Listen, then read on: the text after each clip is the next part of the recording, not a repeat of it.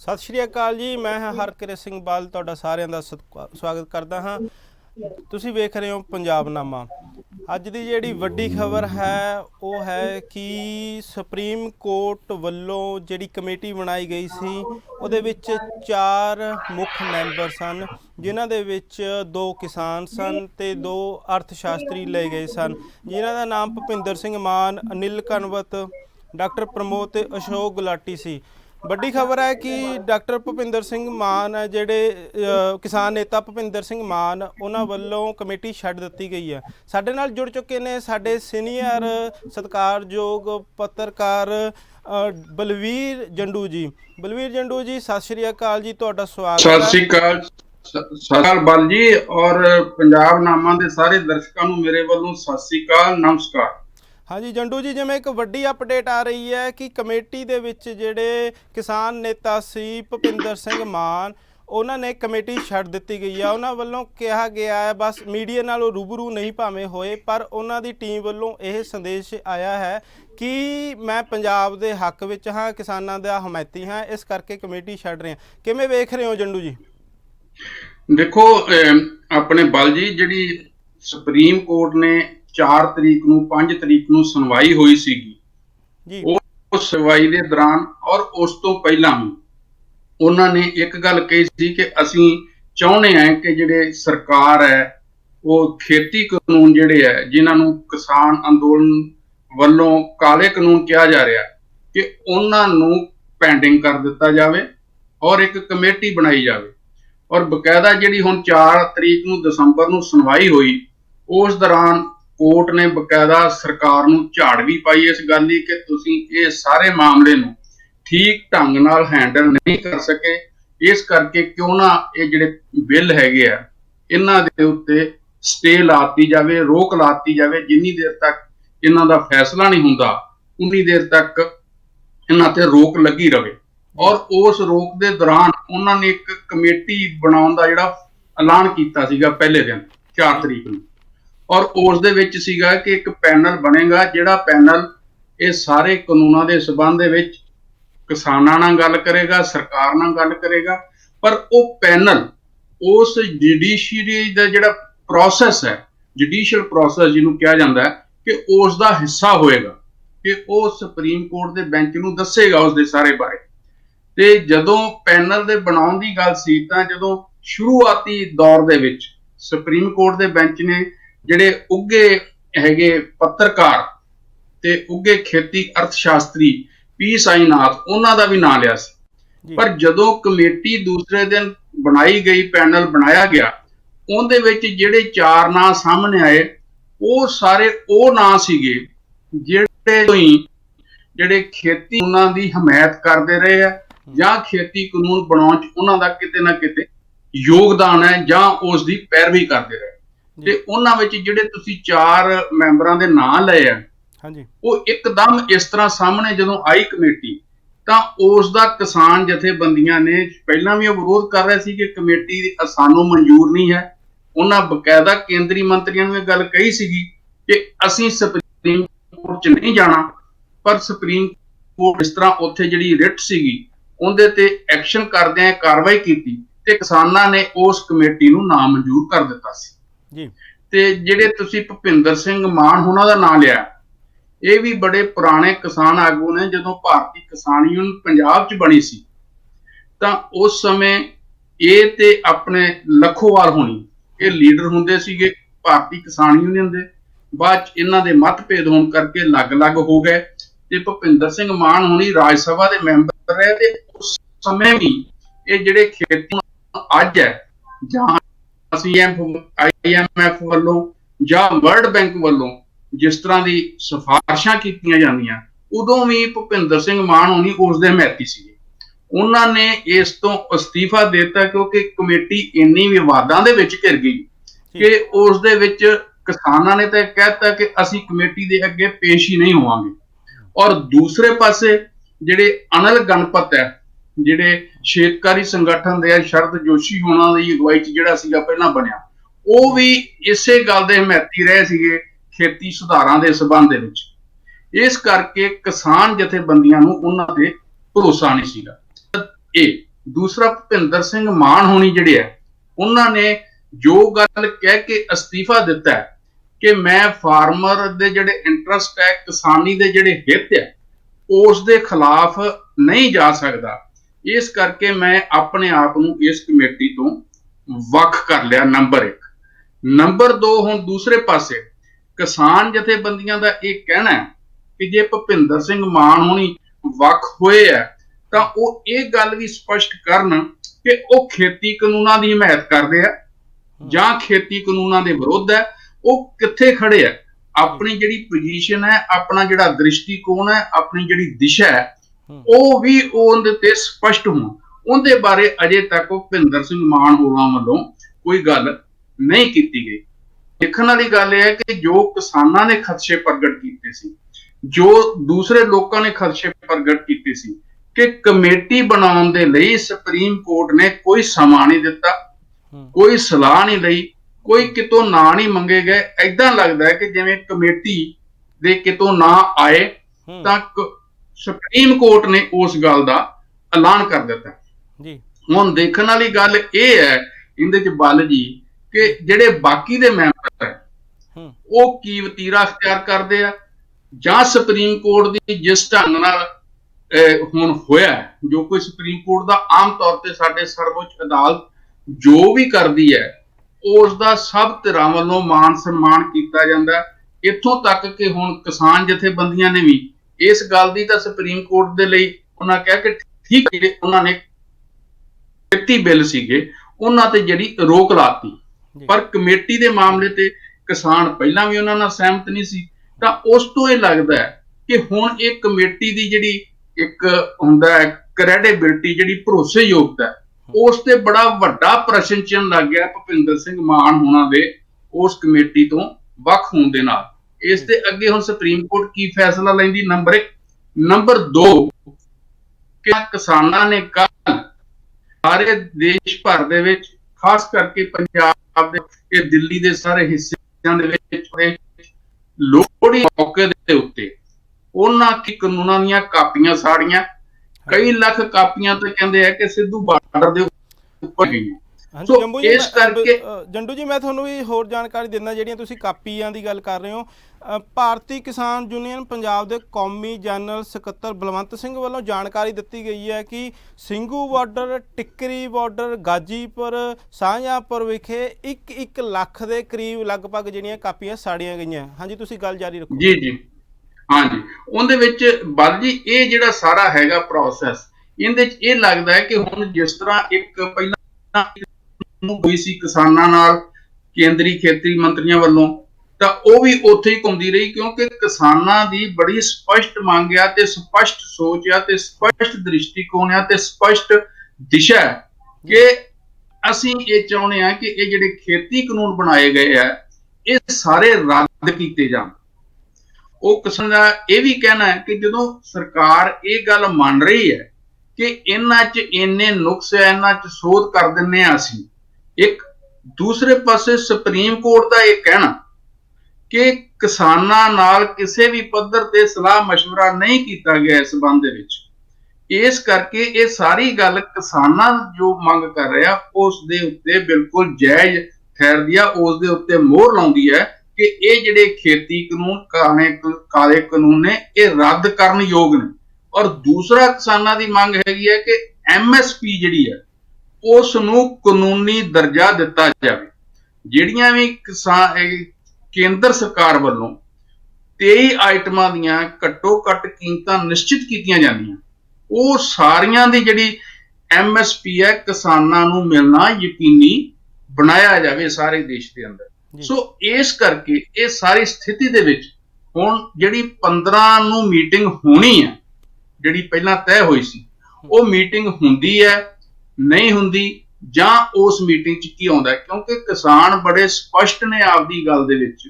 ਉਹਨਾਂ ਦਾ ਕਹਿਣਾ ਹੈ ਕਿ ਅਸੀਂ ਸੁਪਰੀਮ ਕੋਰਟ ਕੋਲ ਨਹੀਂ ਜਾਣਾ, ਸਾਡੀ ਚੁਣੀ ਹੋਏ ਨੁਮਾਇੰਦੇ, ਚੁਣੀ ਹੋਈ ਸਰਕਾਰ ਹੈ, ਸਾਡੀ ਸਰਕਾਰ ਨਾਲ ਗੱਲਬਾਤ ਹੋ ਰਹੀ ਹੈ ਤੇ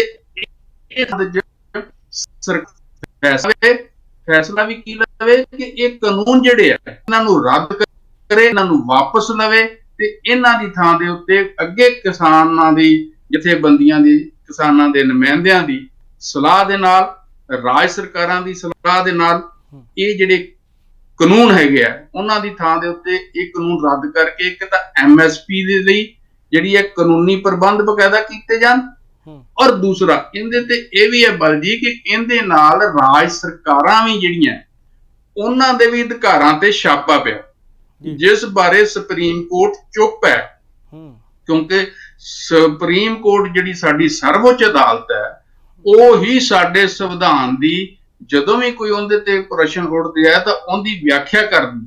ਸੁਪਰੀਮ ਕੋਰਟ ਨੇ ਅਜੇ ਤੱਕ ਇਸ ਦੇ ਸੰਵਿਧਾਨਕ ਹੋਣ ਬਾਰੇ ਕਿ ਆਇਆ ਕੇਂਦਰ ਸਰਕਾਰ ਕਾਨੂੰਨ ਬਣਾ ਸਕਦੀ ਹੈ ਜਾਂ ਉਹਨੂੰ ਅਧਿਕਾਰ ਹੈ ਜਾਂ ਨਹੀਂ ਹੈ, ਜੇ ਖੇਤੀਬਾੜੀ ਰਾਜਾਂ ਦਾ ਵਿਸ਼ਾ ਹੈ ਤਾਂ ਕੇਂਦਰ ਨੇ ਨਾ ਤਾਂ ਰਾਜ ਸਰਕਾਰਾਂ ਨਾਲ ਸਲਾਹ ਕੀਤੀ, ਕਿਉਂਕਿ ਦੋ ਤਰ੍ਹਾਂ ਕਾਨੂੰਨ ਬਣਦੇ ਆ ਨਾ, ਜਾਂ ਤਾਂ ਕੇਂਦਰ ਫਿਰ ਰਾਜ ਸਰਕਾਰਾਂ ਨਾਲ ਸਲਾਹ ਕਰੇ, ਤੇ ਰਾਜ ਸਰਕਾਰਾਂ ਲਗਭਗ ਜਿਹੜੀਆਂ ਕਾਫੀ ਜਿਹੜੀਆਂ 6 ਕਿ 7 ਤੋਂ ਜ਼ਿਆਦਾ ਹੀ ਹੋ ਸਕਦੀਆਂ, ਜਿਨ੍ਹਾਂ ਨੇ ਇਹਨਾਂ ਕਾਨੂੰਨਾਂ ਨੂੰ ਆਪਣੀਆਂ ਵਿਧਾਨ ਸਭਾਵਾਂ 'ਚ ਮਤੇ ਪਾ ਕੇ ਰੱਦ ਕਰ ਚੁੱਕੀਆਂ ਹੈਗੀਆਂ। ਸੋ ਇਸ ਕਰਕੇ ਜਿਸ ਤਰ੍ਹਾਂ ਕਿ ਉਹ ਇਹ ਘੋਲ ਉਹਨਾਂ ਦਾ ਲੰਬਾ ਹੋਏਗਾ ਤੇ ਉਹ ਉਨੀ ਦੇਰ ਤੱਕ ਆਪਣੇ ਘੋਲ ਨੂੰ ਜਾਰੀ ਰੱਖਣਗੇ ਜਿੰਨੀ ਦੇਰ ਤੱਕ ਇਹ ਖੇਤੀ ਕਾਨੂੰਨ ਜਿਹੜੇ ਆ ਸਰਕਾਰ ਇਹਨਾਂ ਰੱਦ ਨਹੀਂ ਕਰ ਦਿੰਦੀ, ਇਹਨਾਂ ਨੂੰ ਵਾਪਸ ਨਹੀਂ ਲੈ ਲੈਂਦੀ। ਜੰਡੂ ਜੀ, ਇੱਕ ਵੱਡੀ ਗੱਲ ਇਹ ਵੀ ਹੈ, ਇੱਕ ਅਹਿਮ ਗੱਲ ਇਹ ਵੀ ਰਹੀ ਹੈ, ਜਦੋਂ ਬਲਵੀਰ ਸਿੰਘ ਰਾਜੇਵਾਲ ਉਹਨਾਂ ਦੀਆਂ ਮੀਟਿੰਗਾਂ ਹੁੰਦੀਆਂ ਕੇਂਦਰੀ ਮੰਤਰੀਆਂ ਨਾਲ, ਉੱਥੇ ਵੀ ਇਹ ਸਵਾਲ ਬਹੁਤ ਹੀ ਉੱਚੀ ਆਵਾਜ਼ ਵਿੱਚ ਉਹਨਾਂ ਨੇ ਪੁੱਛਿਆ ਸੀ ਕੇਂਦਰੀ ਮੰਤਰੀਆਂ ਨੂੰ, ਧਾਰਾ 246 ਦੇ ਅਧੀਨ ਤੁਸੀਂ ਖੇਤਰ ਜਿਹੜੇ ਰਾਜ ਦੇ ਅਧਿਕਾਰ ਆ ਉਹਨਾਂ ਪਰ ਡਾਕਾ ਮਾਰ ਰਹੇ ਆ, ਤੁਹਾਡੇ ਕੋਲ ਕੀ ਅਧਿਕਾਰ ਹੈ ਕੇਂਦਰ ਕੋਲ ਕਿ ਤੁਸੀਂ ਖੇਤੀ ਕਾਨੂੰਨ ਲਾਗੂ ਕਰੋ। ਉਸ ਵੇਲੇ ਵੀ ਕੇਂਦਰੀ ਮੰਤਰੀਆਂ ਕੋਲ ਕੋਈ ਜਵਾਬ ਨਹੀਂ ਸੀ, ਉਹ ਚੁੱਪ ਸੀ ਸਵਾਲ ਤੇ। ਕਿਵੇਂ ਵੇਖਦੇ ਹੋ ਇਹਨਾਂ ਚੀਜ਼ਾਂ ਨੂੰ? ਉਹਦੇ ਵਿੱਚ ਦੇਖੋ ਗੱਲ ਤਾਂ ਬੜੀ ਸਪਸ਼ਟ ਹੈ ਕਿ ਕੇਂਦਰ ਨੇ ਇਹ ਗੈਰ ਕਾਨੂੰਨੀ ਕੀਤਾ ਹੈ, ਗੈਰ ਸੰਵਿਧਾਨਕ ਕੀਤਾ ਹੈ, ਧੱਕਾ ਕੀਤਾ ਹੈ, ਬੁਲਡੋਜ਼ ਕਰਨ ਦੀ ਯਤਨ ਕੀਤਾ ਹੈਗਾ। ਤਾਂ ਇਹੀ ਕਾਰਨ ਹੈ ਕਿ ਜਿਸ ਕਰਕੇ ਕਿਸਾਨਾਂ ਦੇ ਵਿੱਚ ਇੱਕ ਤਾਂ ਦੇਖੋ ਜਿਹੜੀ ਹੁੰਦੀ ਹੈ ਭਰੋਸੇਯੋਗਤਾ, ਤੁਸੀਂ ਕਿਸੇ ਵੀ ਦੂਜੀ ਧਿਰ ਨਾਲ ਗੱਲ ਕਰਦੇ ਆ ਉਹਦੀ ਭਰੋਸੇਯੋਗਤਾ ਬੜੀ ਜ਼ਰੂਰੀ ਹੈ। ਇਸ ਵੇਲੇ ਕਿਸਾਨਾਂ ਦੇ ਮਨਾਂ ਦੇ ਵਿੱਚ ਸਰਕਾਰ ਦਾ ਜਿਹੜੀ ਭਰੋਸੇਯੋਗਤਾ ਹੈ ਉਹਦੇ ਬਾਰੇ ਕਈ ਤਰ੍ਹਾਂ ਦੇ ਸਵਾਲ ਖੜੇ। ਉਹਨਾਂ ਨੂੰ ਲੱਗਦਾ ਕਿ ਇੱਕ ਪਾਸੇ ਤਾਂ ਸਾਡੇ ਨਾਲ ਗੱਲ ਕਰ ਰਹੇ ਆ, ਦੂਸਰੇ ਪਾਸੇ ਉਹਨਾਂ ਬਿੱਲਾਂ ਦੀ ਹੀ ਬਾਹਰ ਹਮਾਇਤ ਕਰ ਰਹੇ ਆ, ਉਹਨਾਂ ਬਿੱਲਾਂ ਦੇ ਹੱਕ 'ਚ ਹੀ ਮੁਹਿੰਮ ਚਲਾ ਰਹੇ ਆ। ਹੁਣ ਤੁਸੀਂ ਦੇਖਿਆ ਹੋਣਾ ਹੈ ਕਿ ਕੱਲ ਦੀ ਜਿਹੜੀ ਨਵੀਂ ਇੱਕ ਡਿਵੈਲਪਮੈਂਟ ਸਾਹਮਣੇ ਆਈ ਹੈ ਕਿ ਜਿਸ ਤਰ੍ਹਾਂ ਹਰਿਆਣਾ ਦੇ ਮੁੱਖ ਮੰਤਰੀ ਨੇ ਪਹਿਲਾਂ ਕੇਂਦਰੀ ਗ੍ਰਹਿ ਮੰਤਰੀ ਅਮਿਤ ਸ਼ਾਹ ਨਾਲ ਮੁਲਾਕਾਤ ਕੀਤੀ, ਉਸ ਤੋਂ ਬਾਅਦ ਉਪ ਮੁੱਖ ਮੰਤਰੀ ਨੇ ਅਮਿਤ ਸ਼ਾਹ ਹੋਣਾ ਨਾਲ ਮੁਲਾਕਾਤ ਕੀਤੀ, ਔਰ ਉਸ ਤੋਂ ਬਾਅਦ ਪ੍ਰਧਾਨ ਮੰਤਰੀ ਨਾਲ ਮੁਲਾਕਾਤ ਕੀਤੀ। ਤੇ ਜਿਹੜੀ ਅੱਜ ਅਖਬਾਰਾਂ 'ਚ ਰਿਪੋਰਟ ਹੋਈ ਹੈ ਕਿ ਅਮਿਤ ਸ਼ਾਹ ਹੋਣਾ ਨੇ ਉਹਨਾਂ ਨੂੰ ਸਲਾਹ ਦਿੱਤੀ ਹੈ ਕਿ ਤੁਸੀਂ ਕੋਈ ਵੀ ਖੇਤੀ ਕਾਨੂੰਨਾਂ ਦੇ ਹੱਕ 'ਚ ਇਸ ਤਰ੍ਹਾਂ ਦਾ ਜਨਤਕ ਸਮਾਗਮ ਨਾ ਕਰੋ। ਇਸ ਤੋਂ ਗੱਲ ਤਾਂ ਬਲ ਜੀ ਬੜੀ ਸਪਸ਼ਟ ਆ ਕਿ ਸਰਕਾਰ ਇਸ ਸਾਰੇ ਕੁਝ ਦੇ ਲਈ ਕਿੰਨੇ ਦਬਾਅ ਦੇ ਵਿੱਚ ਹੈ। ਸਿਰਫ ਹੁਣ ਇੱਕ ਅੜੀ ਦੀ ਗੱਲ ਹੈ ਜਿਹੜੀ ਸਰਕਾਰ ਆਪਣੀ ਅੜੀ ਪਗਾਉਣ ਤੇ ਲੱਗੀ ਹੈ। ਉਸ ਤਰ੍ਹਾਂ ਜਿਹੜੀਆਂ ਵੀ ਅਸੀਂ ਦੇਖਦੇ ਹਾਂ ਜਮਹੂਰੀਅਤ ਦੇ ਵਿੱਚ ਤਾਂ ਹੁੰਦੀਆਂ, ਜੇ ਫੈਸਲੇ ਲੋਕਾਂ ਵੱਲੋਂ ਵਿਰੋਧ ਹੁੰਦਾ ਹੈ, ਲੋਕਾਂ ਵੱਲੋਂ ਉਹਦੇ ਤੇ ਬੇਭਰੋਸਗੀ ਪ੍ਰਗਟ ਕੀਤੀ ਜਾਂਦੀ ਹੈ, ਸਰਕਾਰ ਤੇ ਬੇਭਰੋਸਗੀ ਹੋ ਜਾਂਦੀ ਹੈ, ਤਾਂ ਸਰਕਾਰਾਂ ਉਹਨਾਂ ਨੂੰ ਵਾਪਸ ਲੈ ਲੈਂਦੀਆਂ, ਕਿਉਂਕਿ ਲੋਕ ਰਾਜ ਦੇ ਵਿੱਚ ਸਰਕਾਰ ਲੋਕਾਂ ਲਈ ਕੰਮ ਕਰਦੀ ਹੈ।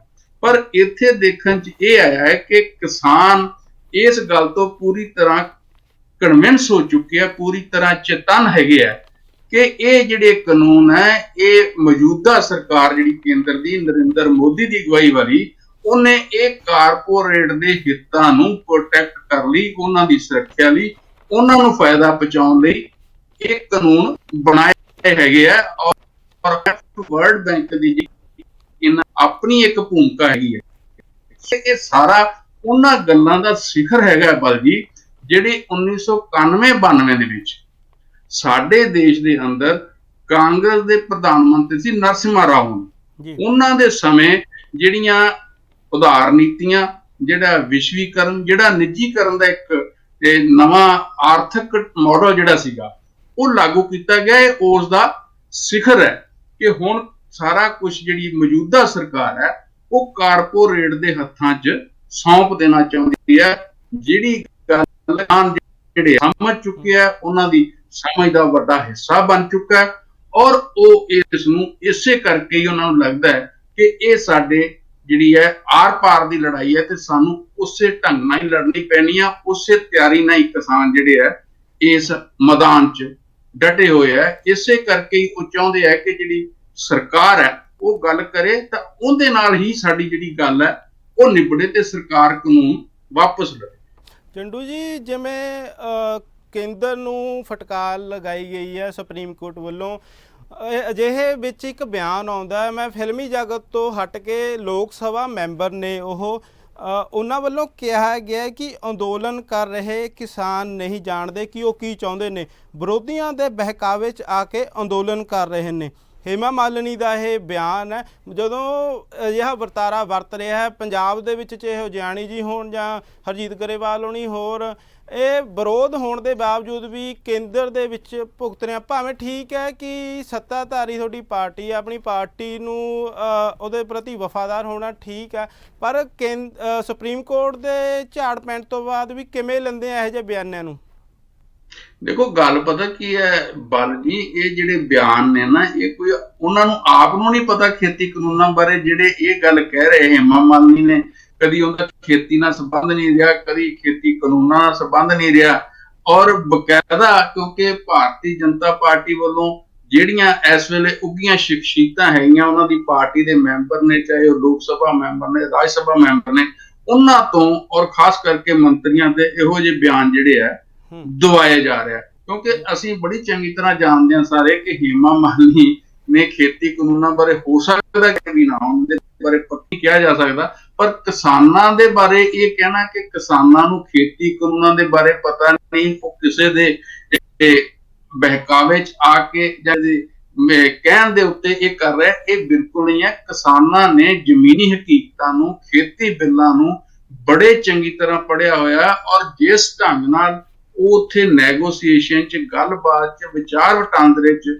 ਸਾਰੀ ਗੱਲ ਕਹਿੰਦੇ ਆ ਜਾਂ ਆਪਣੀਆਂ ਸਟੇਜਾਂ ਤੋਂ ਕਹਿੰਦੇ ਆ, ਉਹਦੇ ਤੋਂ ਬੜਾ ਸਪਸ਼ਟ ਹੈ ਕਿ ਕਿਸਾਨ ਪੂਰੀ ਤਰ੍ਹਾਂ ਉਹਨਾਂ ਬਿੱਲਾਂ ਦੇ ਬਾਰੇ ਉਹਨਾਂ ਨੇ ਪੜ੍ਹਿਆ, ਚੌਕਸ ਨੇ, ਚੇਤੰਨ ਨੇ, ਔਰ ਉਹਨਾਂ ਨੂੰ ਇਸ ਗੱਲ ਦਾ ਪਤਾ ਹੈ ਕੀ ਕਰਨਾ ਹੈਗਾ। ਸੋ ਇਹੋ ਜਿਹੇ ਜਿਹੜੇ ਬਿਆਨਬਾਜ਼ੀ ਹੈ, ਇਹ ਗੱਲਾਂ ਜਿਹੜੀਆਂ ਹੈਗੀਆਂ ਪਹਿਲਾਂ ਵੀ ਸਰਕਾਰ ਕਰਦੀ ਸੀ, ਉਹਦੇ ਨਾਲ ਜਿਹੜੀ ਗੱਲਬਾਤ ਦਾ ਅਮਲ ਹੈ ਉਹਦੇ ਵਿੱਚ ਕੜੱਤਣ ਪੈਦਾ ਹੁੰਦੀ ਹੈ ਕਿ ਇੱਕ ਪਾਸੇ ਤਾਂ ਸਰਕਾਰ ਕਹਿੰਦੀ ਅਸੀਂ ਕਿਸਾਨਾਂ ਨਾਲ ਗੱਲਬਾਤ ਕਰ ਰਹੇ ਹਾਂ, ਦੂਸਰੇ ਪਾਸੇ ਉਹਨਾਂ ਦੇ ਲੋਕ ਸਭਾ ਮੈਂਬਰ ਜਾਂ ਰਾਜ ਸਭਾ ਮੈਂਬਰ ਜਾਂ ਕੋਈ ਕੇਂਦਰੀ ਮੰਤਰੀ ਜਾਂ ਕਿਸੇ ਸੂਬੇ ਦਾ ਮੰਤਰੀ ਜਦੋਂ ਇਹੋ ਜਿਹੇ ਬਿਆਨ ਦਿੰਦਾ ਤਾਂ ਉਸ ਸਰਕਾਰ ਦੀ ਜਿਹੜੀ ਨੀਅਤ ਹੈ ਤੇ ਨੀਤੀ ਹੈ, ਉਹਦੇ ਬਾਰੇ ਜਿਹੜੇ ਕਿਸਾਨਾਂ ਦੇ ਮਨਾਂ 'ਚ ਸ਼ੰਕੇ ਹੈ ਉਹ ਹੋਰ ਵੀ ਪੱਕੇ ਹੁੰਦੇ ਆ, ਤੇ ਜਿਹੜੀ ਭਰੋਸੇਯੋਗਤਾ ਹੈ ਉਹਨੂੰ ਹੋਰ ਸੱਟ ਵੀ ਪੈਂਦੀ ਹੈ। ਸੋ ਇਹੋ ਜਿਹੇ ਬਿਆਨ ਜਿਹੜੇ ਮਾਹੌਲ ਨੂੰ ਖਰਾਬ ਤਾਂ ਕਰ ਸਕਦੇ ਆ, ਪਰ ਉਹ ਇਹਦੇ ਵਿੱਚ ਕੋਈ ਇਸ ਤਰ੍ਹਾਂ ਦੀ, ਸਗੋਂ ਜਿਹੜੀਆਂ ਸ਼ਖਸੀਅਤਾਂ ਹੈਗੀਆਂ, ਧਰਮਿੰਦਰ ਹੋਣੀ ਹੈ ਜਿਨ੍ਹਾਂ ਨਾਲ ਹੇਮਾ ਮਾਲਿਨੀ ਦੀ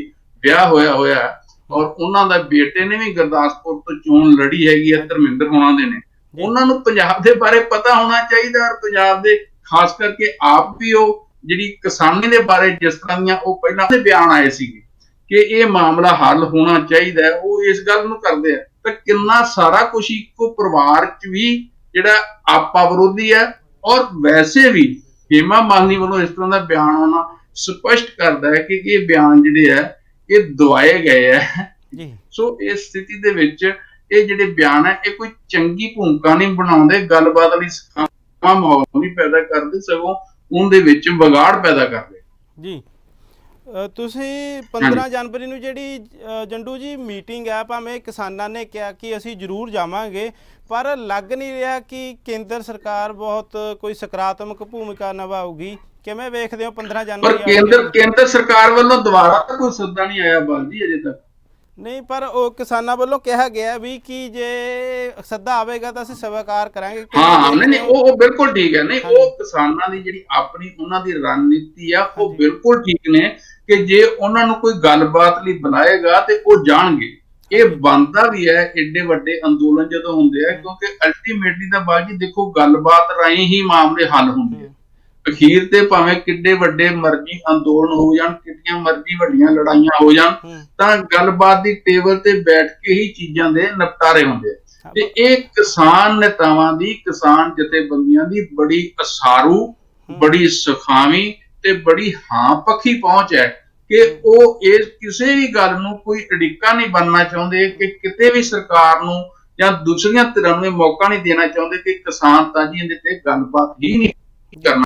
ਮੈਂ ਸਮਝਦਾ ਕਿ ਕਿਸਾਨ ਜਥੇਬੰਦੀਆਂ ਦਾ ਇਹ ਫੈਸਲਾ ਬਿਲਕੁਲ ਠੀਕ ਆ ਕਿ ਜੇ ਕੇਂਦਰ ਸਰਕਾਰ ਉਹਨਾਂ ਨੂੰ ਸੱਦਦੀ ਹੈ ਤਾਂ ਉਹਨਾਂ ਨੂੰ ਗੱਲਬਾਤ ਜ਼ਰੂਰ ਜਾ ਕੇ ਕਰਨੀ ਚਾਹੀਦੀ ਹੈ। ਬਿਲਕੁਲ ਠੀਕ ਹੈ, ਇਹਦੇ ਲਈ ਕਿਸਾਨ ਜਥੇਬੰਦੀਆਂ ਵਧਾਈ ਦੀਆਂ ਹੱਕਦਾਰ ਵੀ ਨੇ। ਜਿਸ ਤਰ੍ਹਾਂ ਦੀ ਨੀਤੀ ਉਹ ਲੈ ਕੇ ਚੱਲ ਰਹੀਆਂ, ਜਿਹੜੇ ਏਡੇ ਵੱਡੇ ਸਾਰਾ ਅੰਦੋਲਨ ਹੈ, ਉਹ ਸਾਰੇ ਚ ਇੱਕ ਮੁੱਠਤਾ, ਇੱਕ ਸੁਰਤਾ, ਇੱਕ ਜੁਟਤਾ ਜਿਹੜੀ ਹੈ, ਇਹ ਵੀ ਸਿਰ ਆ ਜਿਹੜਾ ਕਿਸਾਨ ਜਥੇਬੰਦੀਆਂ ਦੇ ਸਿਰ ਵੱਜਦਾ ਹੈਗਾ। ਸੋ ਇਸ ਕਰਕੇ ਇਹ ਲੋੜ ਇਸ ਗੱਲ ਦੀ ਹੈ ਕਿ ਜਿਸ ਤਰ੍ਹਾਂ ਕਿਸਾਨ ਜਥੇਬੰਦੀਆਂ ਬੜੀਆਂ ਗੰਭੀਰ ਨੇ, ਬੜੀਆਂ ਸਿੰਸੀਅਰ ਨੇ ਆਪਣੀ ਗੱਲ ਕਹਿਣ ਕਿ ਅਸੀਂ ਤਾਂ ਇੱਕੋ ਗੱਲ ਕਹਿੰਦੇ ਆ ਕਿ 3 ਖੇਤੀ ਕਾਨੂੰਨ ਰੱਦ ਕੀਤੇ ਜਾਣ। ਪਹਿਲੇ ਦਿਨ ਤੋਂ ਇਹੀ ਮੰਗ ਸੀ।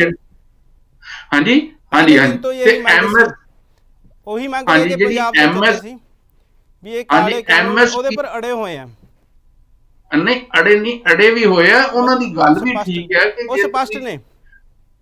ਹਾਂਜੀ, ਉਹ ਬੜੇ ਸਪਸ਼ਟ ਨੇ। ਇਹਦੇ ਵਿੱਚ ਜਿਹੜੀ ਅਸਪਸ਼ਟਤਾ ਹੈਗੀ ਹੈ ਉਹ ਕੇਂਦਰ ਵਾਲੇ ਪਾਸੇ ਹੈ, ਜਿਹੜੀ ਗੰਭੀਰਤਾ ਦੀ ਘਾਟ ਆ ਉਹ ਕੇਂਦਰ ਸਰਕਾਰ ਵਾਲੇ ਪਾਸੇ ਆ। ਉਹਨਾਂ ਦੇ ਜਿਹੜੇ ਨੁਮਾਇੰਦੇ ਆ ਉਹ ਇੱਧਰ ਉੱਧਰ ਦੀਆਂ ਗੱਲਾਂ, ਜਿਸ ਤਰ੍ਹਾਂ ਕਿਸਾਨ ਜਥੇਬੰਦੀਆਂ ਨੇ ਜਿਹੜੀ ਮੁਲਾਕਾਤ ਅਮਿਤ ਸ਼ਾਹ ਨਾਲ ਹੋਈ ਸੀ, ਉਹਦੇ ਵਿੱਚ ਬਕਾਇਦਾ ਅਮਿਤ ਸ਼ਾਹ ਉਹਨਾਂ ਨੂੰ ਇਹ ਗੱਲ ਕਹੀ ਸੀ, ਕਿਸਾਨ ਜਥੇਬੰਦੀਆਂ ਨੇ ਬਾਹਰ ਆਣ ਕੇ ਵੀ ਕਿਹਾ ਕਿ ਅਸੀਂ ਜੋ ਕਹੋ ਸਾਰੇ ਕਾਨੂੰਨ ਸੋਧ ਦਿੰਨੇ ਆ ਪਰ ਵਾਪਸ ਨਹੀਂ ਲੈਣੇ। ਜੇ ਤੁਸੀਂ ਸਾਰਾ ਕੁਝ ਸੋਧਣ ਲਈ ਤਿਆਰ ਹੋ ਤਾਂ ਫਿਰ ਵਾਪਸ ਲੈਣ ਚ ਕੀ ਹਰਜ ਹੈ? ਜਿਸ ਤਰ੍ਹਾਂ ਜਮਹੂਰੀ ਸਰਕਾਰਾਂ ਕਰਦੀਆਂ, ਤੁਹਾਨੂੰ ਯਾਦ ਹੋਏਗਾ, ਬੜੀ ਪੁਰਾਣੀ ਗੱਲ ਹੈਗੀ ਹੈ ਬਲ ਜੀ, ਕਿ ਇੰਗਲੈਂਡ ਦੇ ਵਿੱਚ ਥੈਚਰ ਦੀ ਸਰਕਾਰ ਸੀ, ਮਾਰਗਰੇਟ ਥੈਚਰ ਜੀ, ਉਸ ਸਮੇਂ ਇੱਕ ਉਹਨਾਂ ਨੇ ਪੋਲ ਟੈਕਸ ਲਾਤਾ ਸੀ ਜੀ, ਤੇ ਉਹ ਪੋਲ ਟੈਕਸ ਦੇ ਖਿਲਾਫ ਇੰਨਾ ਜ਼ਿਆਦਾ ਲੋਕ ਅੰਦੋਲਨ ਹੋਇਆ, ਲੋਕ ਕਿ ਅਲਟੀਮੇਟਲੀ ਸਰਕਾਰ ਨੂੰ ਉਹ ਟੈਕਸ ਵਾਪਸ ਲੈਣਾ ਪਿਆ ਸੀ ਜੀ। ਸੋ ਇਸ ਕਰਕੇ ਹਿੰਦੁਸਤਾਨ 'ਚ ਵੀ ਇਸ ਤਰ੍ਹਾਂ ਦੇ ਬਹੁਤ ਸਾਰੇ ਮੌਕੇ ਆਏ ਆ ਜਦੋਂ ਇਸ ਤਰ੍ਹਾਂ ਦੀਆਂ ਸਥਿਤੀਆਂ ਹੁੰਦੀਆਂ ਰਹੀਆਂ ਕਿ ਲੋਕ ਅੰਦੋਲਨਾਂ ਦੇ ਅੱਗੇ ਸਰਕਾਰਾਂ, ਕਿਉਂਕਿ ਲੋਕ ਚੁਣੀਆਂ ਹੋਈਆਂ ਲੋਕਾਂ ਦੀਆਂ ਲੋਕ ਰਾਜ ਹੈ, ਤੇ ਜੇ ਲੋਕ ਉਸ ਨਹੀਂ ਚਾਹੁੰਦੇ ਤਾਂ ਸਰਕਾਰਾਂ ਦੀ ਵੀ ਜ਼ਿੰਮੇਵਾਰੀ ਬਣਦੀ ਕਿ ਲੋਕ ਦੇਸ਼ ਪ੍ਰਤੀ, ਕਿਸਾਨੀ ਪ੍ਰਤੀ ਦੇ ਜਿਹੜੇ ਹਿੱਤ ਹੈ ਆਪਣੇ ਆਪ ਨੂੰ ਉੱਥੇ ਖੜਾ ਕਰਕੇ ਦੇਖੇ ਔਰ ਬਿੱਲ ਜਿਹੜੇ ਆ, ਕਾਨੂੰਨ ਜਿਹੜੇ ਆ ਉਹ ਵਾਪਸ ਲਵੇ। ਇਸੇ ਗੱਲ 'ਚ ਹੀ ਸਰਬੱਤ ਦਾ ਭਲਾ ਜੀ। ਅਸੀਂ ਕਹਿ ਸਕਦੇ ਹਾਂ ਕਿ ਜਿਹੜੇ ਕਿਸਾਨ ਆ ਉਹ ਸਬਰ ਦੇ ਇਮਤਿਹਾਨਾਂ ਦੇ ਵਿੱਚ ਪਾਸ ਹੋ ਰਹੇ ਨੇ ਤਾਂ ਭਵਿੱਖ ਦੇ ਵਿੱਚ ਲੋਕਾਂ ਦਾ, ਜਮਹੂਰੀਅਤ ਦਾ ਵਿਸ਼ਵਾਸ ਕਾਇਮ ਰੱਖਣਗੇ। ਜੰਡੂ ਜੀ ਨੇ ਬਹੁਤ ਹੀ ਵਿਚਾਰ ਸਕਾਰਾਤਮਕ ਤਰੀਕੇ ਨਾਲ ਜੋ ਸਾਡੇ ਮੁੱਦੇ ਸਨ ਉਹਨਾਂ ਪਰ ਆਪਣਾ ਚਾਨਣਾ ਪਾਇਆ। ਜੰਡੂ ਜੀ, ਸਮਾਂ ਸਮਾਪਤ ਹੋ ਰਿਹਾ ਜੀ। ਤੁਹਾਡਾ ਬਹੁਤ ਬਹੁਤ ਧੰਨਵਾਦ ਸਾਡੇ ਨਾਲ ਜੁੜਨ ਲਈ। ਧੰਨਵਾਦ ਬਾਬੂ ਜੀ। ਸਤਿ ਸ਼੍ਰੀ ਅਕਾਲ ਜੀ। ਸਤਿ ਸ਼੍ਰੀ ਅਕਾਲ।